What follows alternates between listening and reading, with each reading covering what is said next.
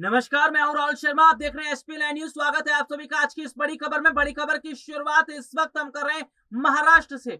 महाराष्ट्र में इन दिनों सियासी भूचाल मचा हुआ है। जी हां, एमएलसी चुनाव से पहले महाराष्ट्र की सियासी गलियारों में चर्चाएं ये हो रही हैं कि क्या उद्धव सरकार गिरने वाली है, क्या उद्धव सरकार गिर सकती है, और उद्धव सरकार अगर गिरेगी तो बीजेपी बहुत बड़ा फायदा ले सकती है। जी हां, दरअसल महाराष्ट्र में सरकार गिरने से पहले महाराष्ट्र के राजनीतिक गलियारों में चर्चाएं शुरू हो गई हैं, क्योंकि ये माना जा रहा है कि उद्धव ठाकरे जो है वो महाराष्ट्र में रहकर सही तरीके से काम नहीं कर पा रहे, और जिस तरह से बीजेपी अंदर खाने रहकर शिवसेना के जो नेता विधायक हैं, पार्टी के जो लोग हैं, उन्हें अपने साथ जोड़ने का काम कर रही है, और वो भी बीजेपी के साथ जाते नजर आ रहे हैं। तो बीजेपी बहुत फुल प्रूफ प्लान तैयार करती नजर आ रही है। तो वहीं जैसे ही इस बात की जानकारी उद्धव ठाकरे को लगी है तो उनकी तो नींदें उड़ी हुई है। जी हाँ, उद्धव ठाकरे की रातों की नींदें उड़ी हुई है, क्योंकि अभी हमने देखा राज्यसभा चुनाव के समय किस तरह से बीजेपी ने महाराष्ट्र के अंदर बड़ी बाजी मार दी। उसके बाद उद्धव ठाकरे परेशान होते नजर आए और उन्होंने फैसला किया कि एमएलसी चुनाव में भाई वो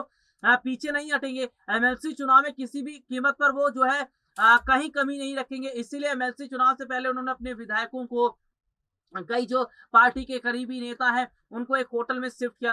राजस्थान की घटना ही हम आपको बता देते हैं कि राजस्थान में देखने को मिला था कि उस वक्त किस तरह से देखने को मिला था कि सीधे सीधे तौर पर जो अशोक गहलोत थे, उन्होंने अपने कई विधायकों को, जी हाँ, बड़े बड़े विधायकों को, पार्टी के नेताओं को 5 स्टार होटल में रखा, जहां उनके खाने पीने, मनोरंजन, इंटरटेनमेंट तमाम तरह का इंतजाम किया गया था। और राजस्थान में देखने को मिला कि जो राज्यसभा चुनाव थे उसमें कांग्रेस ने जीत हासिल की। तो ठीक वही देखने को मिल रहा है कि महाराष्ट्र में भी जैसे ही पता चला कि जो क्रॉस वोटिंग हो सकती है, बीजेपी क्रॉस वोटिंग की कोशिश कर रही है, तो उद्धव ठाकरे ने आनंद फानन में बड़ी बैठक बुलाई, बड़ा कदम उठाया। लेकिन अचानक से जिस तरह से कई विधायकों का सूरज जाना और उद्धव ठाकरे को पता ना होना, ये बता रहा है कि अंदर खाने बीजेपी बहुत बड़ी रणनीति बनाती नजर आ रही है। तो फिलहाल महाराष्ट्र सरकार पर इस वक्त खतरा मंडरा रहा है, और महाराष्ट्र सरकार पर जिस तरह का खतरा मंडरा रहा है उसे देखकर महाराष्ट्र में तो सियासी हलचलें शुरू हुई हैं, लेकिन दिल्ली में भी सियासी हलचल दिखती नजर आ रही है। जी हाँ, क्योंकि दिल्ली में बीजेपी के कई बड़े जो नेता हैं वो लगातार ये रणनीति बना रहे हैं कि महाराष्ट्र में किसी तरह से सरकार को गिरा दिया जाए। दरअसल बीजेपी चाहती है कि देश के एक भी ऐसा राज्य